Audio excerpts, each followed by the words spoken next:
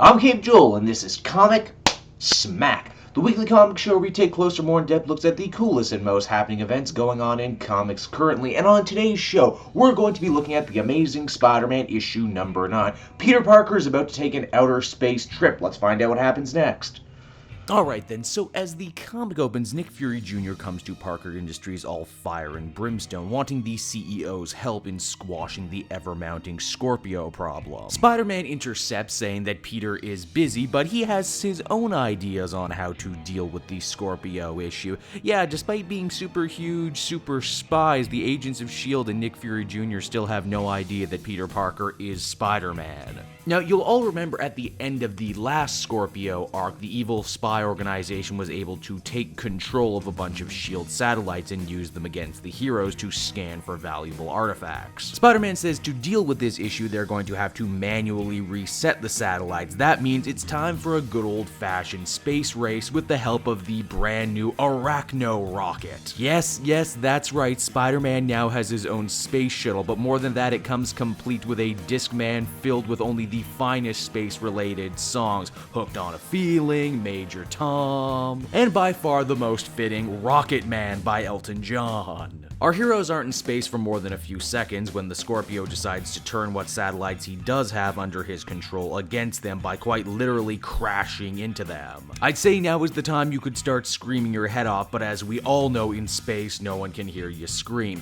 Luckily, Nick Fury Jr. comes prepared for any job with a laser weapon to take out the satellites. And you know what? Beyonder help you if one of those satellites carried the Spice Channel with it, because if it did and if it's off for more than a few minutes, it's not the Scorpio you're going to have to deal with, it's me. During the fight, unfortunately, the Arachno rocket was destroyed, which means that Nick Fury Jr. is going to have to do his own best impression of gravity to get over to the National Space Station and wait for a rocket back home. Spider-Man, on the other hand, decides to take the easy way home, or the hard way home, depending on how you look at it, by going right through the atmosphere. Now, why would he do such a potentially fatal thing as this? Well, gotta test this new spider spacesuit somehow, right? Look, Peter, I know you haven't been a high-power CEO for very long, but they have test chimps for this kind of thing. Now, while all this is going on, Anne-Marie over at the London offices of Parker Industries is fielding a ton of angry calls about the falling satellites, but hey, you know, it's not all bad. She's got a new man in her life right now. Aw, and he's so sweet and so caring.